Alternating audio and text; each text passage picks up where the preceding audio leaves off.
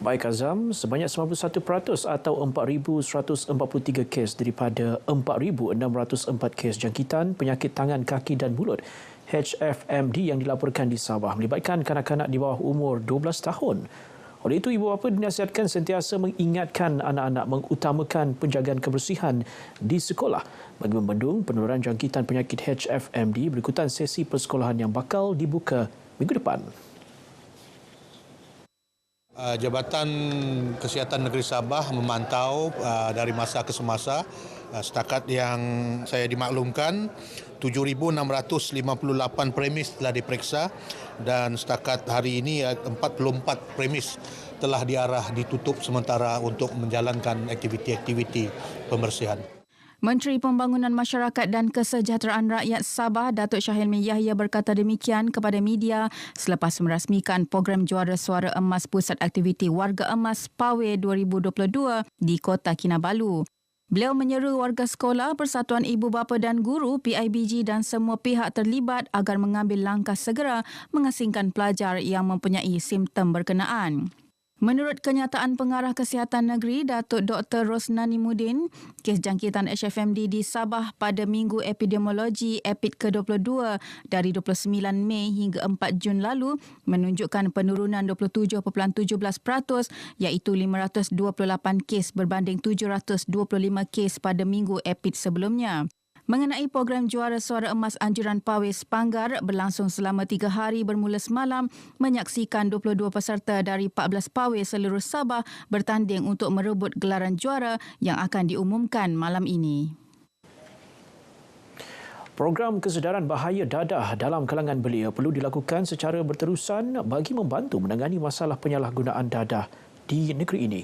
Ketika membuat gesaan itu, Menteri Pembangunan Masyarakat dan Kesejahteraan Rakyat Datuk Syahilmi Yahya berkata, langkah itu penting memandangkan sebahagian besar yang terlibat dengan penyalahgunaan dadah adalah golongan belia yang merupakan pelapis pemimpin negara.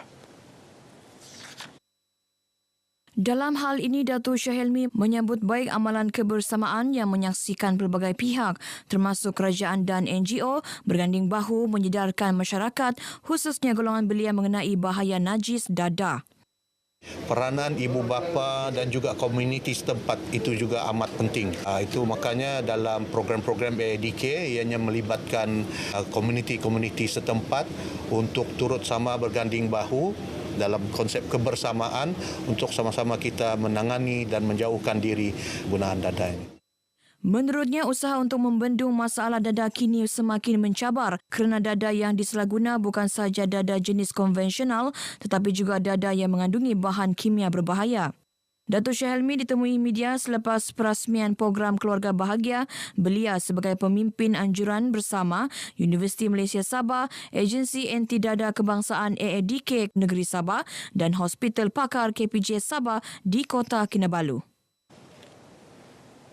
Kerajaan negeri mengalu-alukan inisiatif Bulan Sabit Merah Malaysia BSMM Sabah membantu fasiliti kesihatan di negeri ini mendapatkan bekalan darah menerusi penganjuran program menderma darah. Ini menunjukkan keprihatinan BSMM membantu merealisasikan usaha menyelamatkan nyawa selain membantu Pusat Darah Negara mendapatkan bekalan darah yang mencukupi. Perkara ini dinyatakan Timbalan Setiausaha Tetap Kementerian Pembangunan Masyarakat dan Kesejahteraan Rakyat Maria David Edik ketika berucap merasmikan program Derma Darah Peringkat Negeri Sabah 2022 mewakili Menteri Pembangunan Masyarakat dan Kesejahteraan Rakyat Datuk Syahilmi Yahya di Kota Kinabalu. Program Derma Darah Peringkat Negeri Sabah ini dijalankan serentak di 18 daerah hari ini sempena Hari Penderma Darah Sedunia 2022.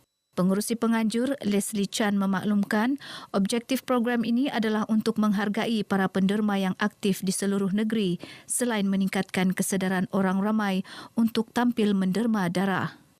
Saya harap melalui program derma darah ini kita boleh memberi sedikit sebanyak kesedaran kepada masyarakat umum supaya tampil ke hadapan untuk menderma darah ya, kerana di negeri Sabah ni kita perlukan darah yang banyak lebih kurang 300 hingga 350 pain sehari. Sejak I think 1990 saya start derma darah sampai sekarang lah.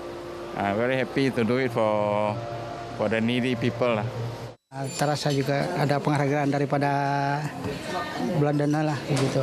Yang pertama kali tahun 82, and then terus 3 bulan tiap 3 bulan sampai sekarang lah. Setiap kali kita menerima badan kita terasa sehat, segar.